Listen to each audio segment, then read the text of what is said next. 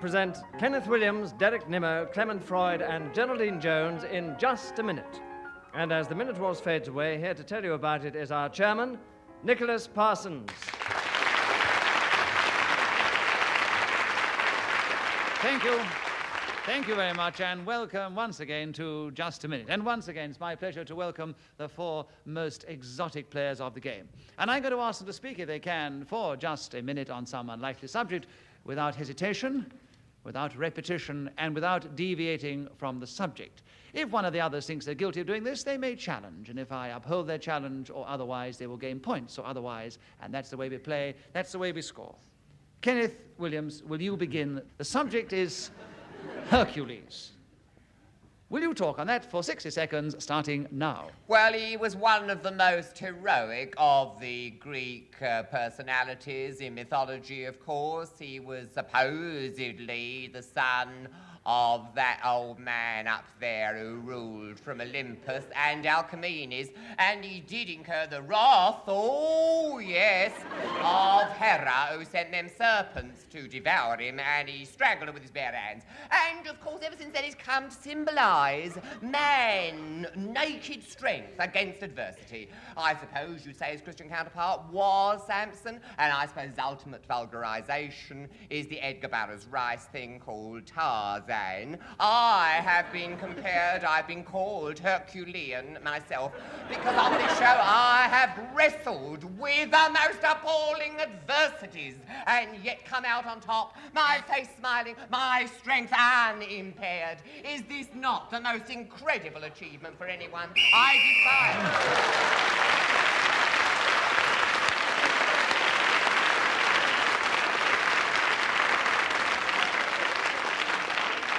Indeed, is this not the most incredible achievement of all? The beginning of the show, the first round, he goes without being interrupted in Herculean style and gains himself a bonus point. The first time it's happened for a long time. Congratulations, Kenneth. I'll probably drive myself up with the rest.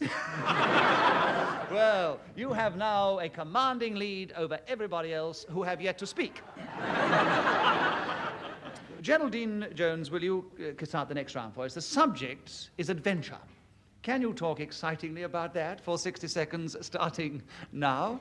Let me say now that I find adventure the most tremendously exciting subject. I just long to go out in my little coracle and sail over the seas alone. Derek Nimmo, why have you challenged? I don't believe she's got a little coracle.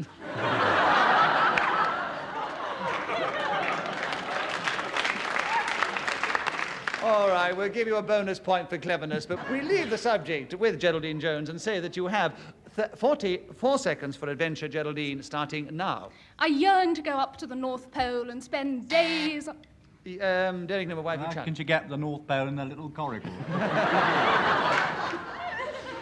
I didn't say how I was going to go. Went out in it. No, she had... This is the problem when you are interrupted and you start again. You can, as you often do, Derek, start again on a completely different I see. tack. I'm so sorry. And she might have been going on a different tack. I think you were too I'm keen terribly getting in sorry, there. Miss Jones. So Geraldine has another point, and she has 40 seconds, considering her exciting adventures starting now. It would be the merest stupidity to suppose that the truly adventurous spirit is restrained to one form of transport. Sometimes I take to my waxen wings and float up to the sky. Clement Freud, why have you challenged? Deviation, I don't believe it.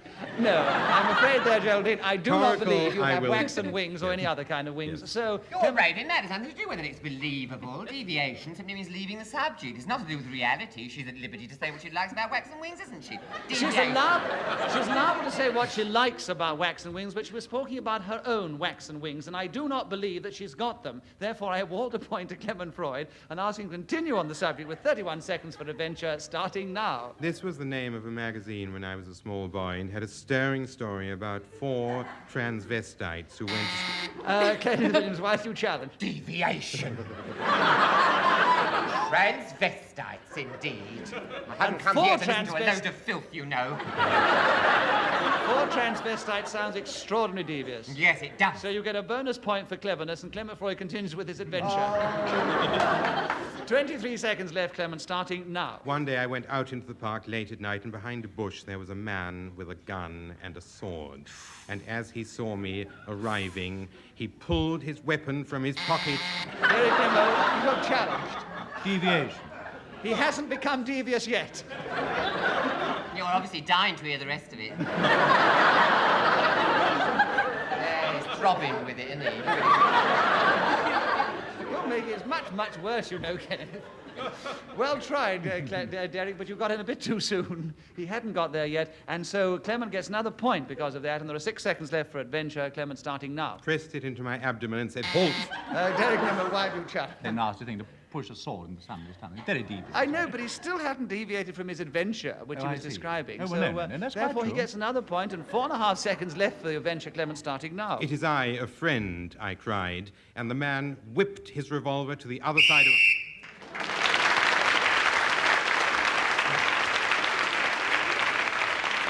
Clement Freud's strange adventure in the park gained him quite a number of points. So he's taken a very definite lead at the end of that round. And Clement, it's your turn to begin.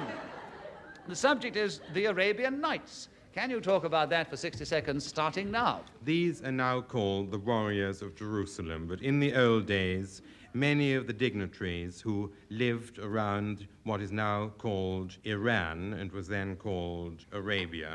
Geraldine Jones, why have you challenged? Hesitation. No, I don't think so. Sort of teetering. She was teetering on the edge of hesitation, but I'm not going to give it against Clement this time. 47 seconds for you, Clement, to continue with the Arabian Nights, starting now. It's also a book about a man called Harun al-Rashid, who was an emperor, and his grand vizier. And in 1,001 episodes, this volume expounds the evening spent around campfires in the desert of this nomadic flock of people who went hither and there, yon and thither. Kenneth Williams, why have you challenged? I think it's all boring. So what do you challenge? Deviation. Not at all. Well, give me a point then. No, I'm not going to give you a point. You've got quite enough. You go on challenge like that, all that happens is you give Clement Freud more points. Well, I think I should be made a fuss of, and I'm not. Nothing's happening here. Well, put your little pink cap on. Don't you all love Kenneth? You've got enough fuss from that. He's made his point. So, Clement Freud continues with his Arabian Nights for 25 seconds, starting now. One night, this celebrated dignitary stepped... Geraldine Jones, why have you challenged? Repetition of dignitary. Yes, we did have a dignitary I? before. Yeah. Yes, Thought I'd indeed. used Yes, every yes. other word. So there are 21 seconds for you, Geraldine, now on the Arabian Nights, starting now. This sultan had a great penchant for stories, and he demanded every night that someone tell him a story that Derek Nimmo, why have you challenged? Repetition of night. Rather too much night. not by me. Poor thing hasn't even mentioned it once. I think you only mentioned night once, No, but- didn't you? I haven't mentioned Go it with at all. nothing. No, of no, course no, not. no. Geraldine gets Enough another water on point, the and there are brain, 7 seconds left for the Arabian Nights, Geraldine, starting now. One of these stories is Clement Freud, you've challenged. Hesitation. Hesitation. As you see what you do, you inhibit them by challenging too much, and they He was most stutter. ungallant to even accuse her of it, I think. He's no gentleman. So, Clement gets another point, and he has 5 seconds left for the Arabian Nights, starting now. Dressed in the garments of a beggar, he stole through the streets late of an evening, and with a sickle moon...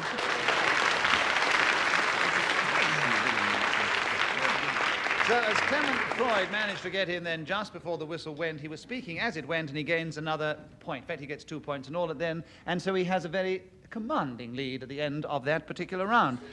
Kenneth Williams, it's your turn to begin. Making happy faces. We've asked you to talk about that for 60 seconds, if you can, Kenneth, starting now. This is a happy choice for me because I am a past master, one of the great exponents of making happy faces throughout the length and breadth of Great Britain, from Ballahoolish to Bognor. I'm known for that smiling visage which so gladdens the hearts of our citizens, high and low. But another example of it, of course, would be Franz Hall's famous portrait, The Laughing Cavalier. Oh, what jollity there is in those fine features. Almost one could say...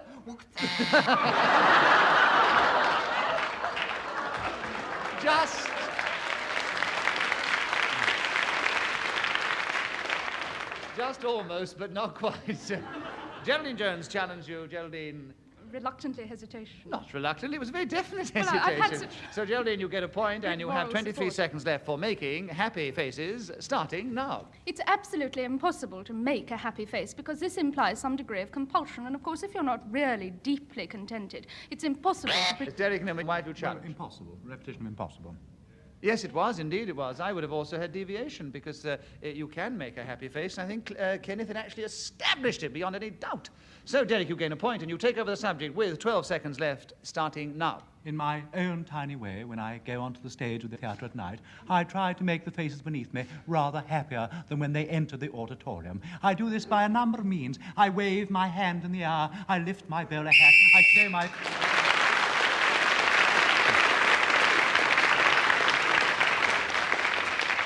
Well, Derek Nimmo's happy faces have last started to bring him a little way up from the rear in the score because he, for once, is lying fourth, which is unusual. Let us continue, and Derek, begin the next round. The subject is when father papered the parlour. That's one of those long subjects which I know makes it impossible for the chairman to judge when they start challenging, but we'll do our best. Derek, will you start now? Well, I think I must establish in the beginning that my father was a very eccentric man. His name was Henry Nimmo, and he lived in Craigmore Road, Liverpool. When he did finally decide to paper the parlour, he chose to decorate it with copies of the Liverpool Echo. In fact, he chose only the football edition because of the particularly pretty pink colour that they used at that time. Well, of course, this made it a rather lengthy process because he would never put up more than one edition at 1 week. Clement, why have you challenged? Hesitation. Hesitation, I agree. So there are 30 seconds for when father papered the parlour, Clement, starting now. Lord Finchley, one night, tried to mend the electric light. Himself, he got a shock. It struck him dead and served him right. Derek Nimmo, why have you challenged? Deviation.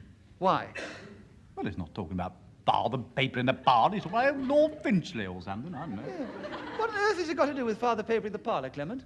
It is the duty of a nobleman to give employment to an artisan, which is why my father never papered the parlour.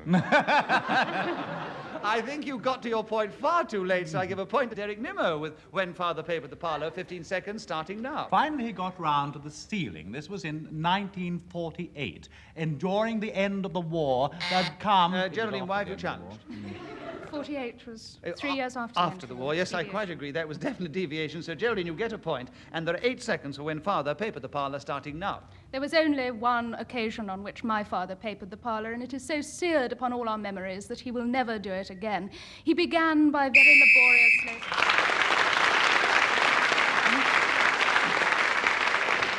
Well, as Geraldine Jones is speaking then when the whistle went, she gets an extra point, and she's creeping up behind our leader, Clement Freud.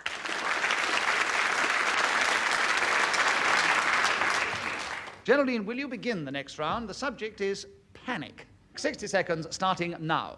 I do on occasion make speeches, and I think that it is during these occasions that I feel the... Derek Nimmo, you've challenged. Repetition of occasion. Yes, I'm afraid there was, Geraldine. There are 48 seconds left for panic, Derek, starting now. It was an emotion that this particular deity was supposed to induce, and that was why it was so called. I went to see a play some years ago when a member of this audience was playing this great god, and in fact I was reduced to a tremendous state of panic because it was played by Kenneth Williams. I remember on the stage in Shaftesbury Avenue, and I saw him leaping around all in green knickers and things, and my goodness, I was frightened. I rose, I grabbed out of my seat, I rushed to the door, down the Strand I went quite a long way, and as I got near the end of the Strand, I said, I can't see Kenneth Williams again ever, and then I turned over the platform this theatre a few months later, and there he was, sitting looking at me again, and my goodness, panic once more. Ah, I shouted, I cried, oh dear, have we reached the end? Have I got the end? No.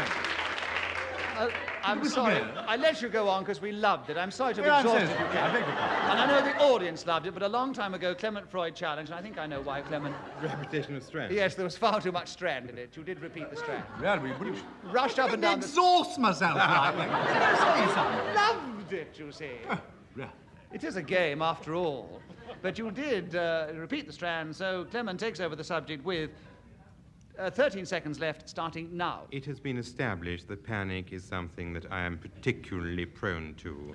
often when...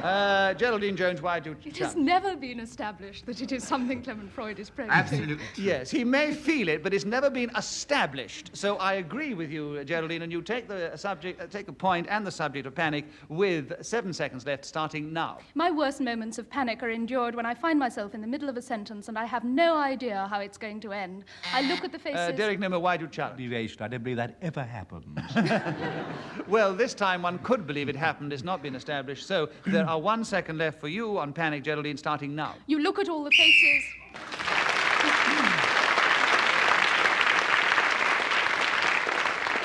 The more cheerful version of Geraldine Jones is doing great things for her. You're creeping up marvellous. You're only 2 points behind our leader, Clement Freud, at the end of that round, Geraldine. Clement, it is your turn to begin, and the subject is the advantages of living.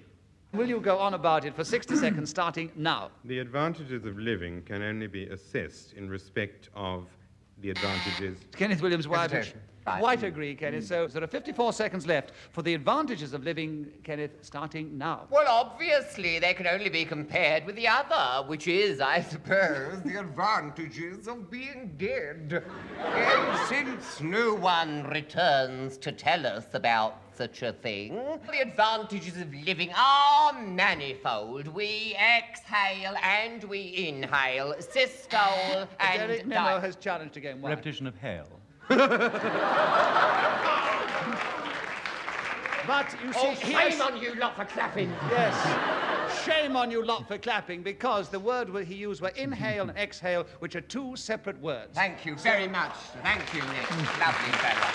Lovely fella, he is. So he has another point, and there are 28.5 seconds left for the advantages of living, and I'm glad you have the advantages of living, because we love it, Kenneth, starting now. Systole and diastole, without which there would be no life. As Hadrian always said, half of play. Geraldine, why have you challenged? Well, this isn't an advantage of living. It's a Of course it is. characteristic. I'm with you, Kenneth. You're still on the advantages of living. I don't think you've deviated from the subject yet, and there are 20 seconds left for you to continue, starting now. And the advantages are obviously fulfillment. What better thing in this world have you got than the spectacle of someone fulfilling fulfillment? Wait a minute. Let's hear his challenge, Kenneth. What was it? Repetition. What of? And. I must explain to any of the listeners who didn't quite catch up with what was going on. Kenneth said fulfilling and fulfillment, and Derek, being very keen on his buzzer, thought he was saying the same word twice, which he didn't, and he very cleverly twisted the repetition of the word and, which I will not allow. So Kenneth gets another point, and he has 11 seconds for the advantages of living, starting now. And the other advantage is, of course, material comfort. Just central heating, your wall-to-wall, and your uncut moquette can come in very handy on a dark Derek Nimmo night has with a challenged you blizzard again. blowing. What? He's challenging you again. Derek, why have you challenged? Uncut liquette, he said. Uncut moquette, I said. Oh, what's the matter Just with a you? minute. I don't mind what you said. Sounded It's very a odd good to me. title, isn't it? Just a minute. I don't mind what you said. It might have been the most peculiar stuff you've got on your floor, but it's still not deviating from the subject, so you have another point, Kenneth, and you have 1.5 seconds for the advantages of living, starting now. And lying there in a hot bath, all the joys of the basin.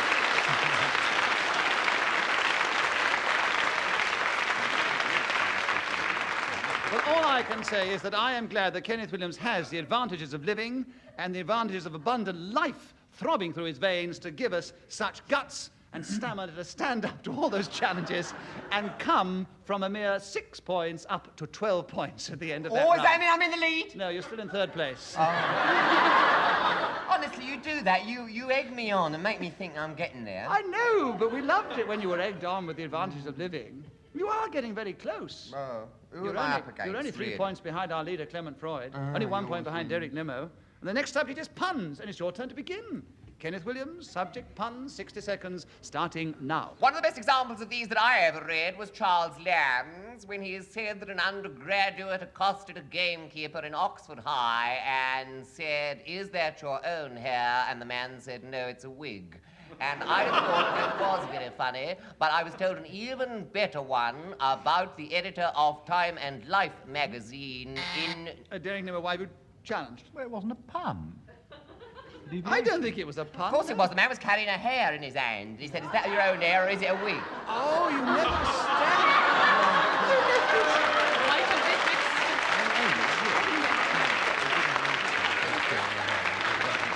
I never established he had a hair in his... I didn't mention the hair. I didn't mention that it was a rabbit, because I obviously thought you were familiar with Charles Lamb. It didn't occur to me that It wasn't a pun. You never it's the said... most famous pun of Charles Lamb. I thought you'd be familiar with it. Told it properly, we'd have been there. Well, I was assuming you were literate. Actually, I'm going to put this to the audience. I'll tell you why. Because, you see, Kenneth did Anyway, tell... I didn't disobey any rules of the game. No, listen, you did tell the pun of Charles Lamb, but you didn't make it quite clear that the chap had this rabbit in his hand. So I'm not going to judge on this, because in one sense he wasn't deviating, in another sense because he didn't make the story clear, he was. So you will be the final judges. If you agree with Derek Nimmo's challenge, will you cheer? If you disagree with his challenge, will you boo? And will you all do it together now? They're with you, Kenneth. Oh, good, You yes. have another point, and you have the subject of puns with 37 seconds left, starting now. The deputy editor, actually, of Time and Life, and this man met him at Clement this Freud, party. right, who challenged? Oh, for goodness sake, shut up. Repetition of Time and Life. Yes, this is unfortunate. If you Well, get... I couldn't do it without telling you the story. Otherwise, I'd be accused of it again. I know, but you see, Goodness. Kenneth... Isn't he also Kenneth, depart Clement by Freud has a mentioning point, and there are time and 34 seconds left for puns, Clement, starting now. One of the less well-known puns concerned a Professor Barnstaple who was walking down Trinity Lane in Cambridge holding a hedgehog when he was approached by a policeman who said to him, "Excuse me, sir, am I to intimate that you are in the possession of a bicycle chain?"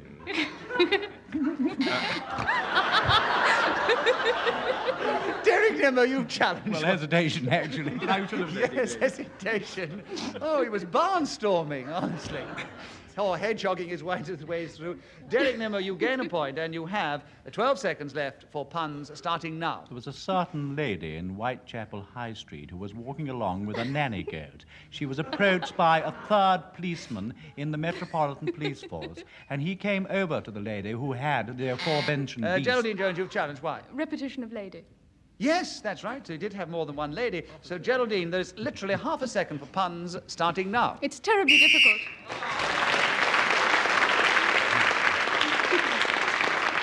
Well, as they all scored points in that round, the situation is much the same. Clement Freud leads Derek by one, and... he leads Geraldine by only one, and she leads Kenneth by two, and he leads Derek by 4. Let's get on with the game, shall we? The subject now is what I'd do on the moon.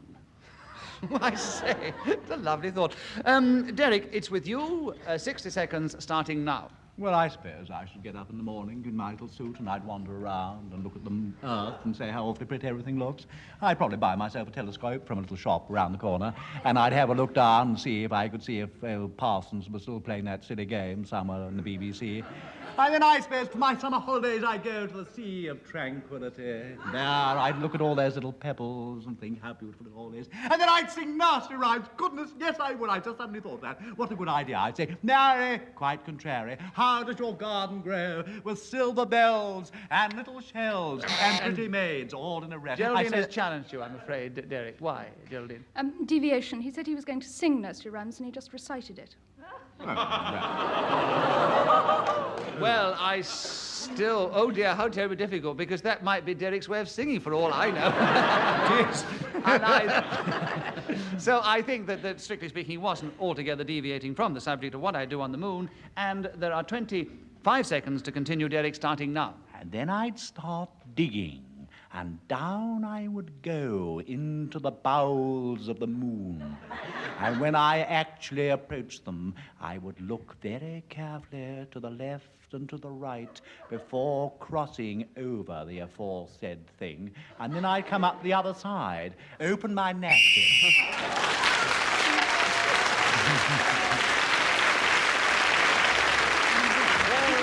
Derek Nimmo has managed to draw up very, very considerably, and he has come into second place alongside Kenneth Williams. They are both equal in second place behind a joint winners again, Geraldine Jones and Clement Freud. Congratulations to the two of them.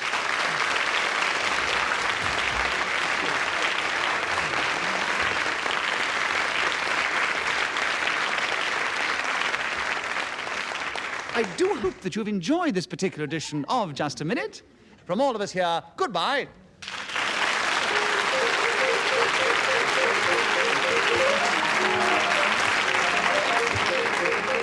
The chairman of Just a Minute was Nicholas Parsons. The program was devised by Ian Messiter and produced by Simon Brett.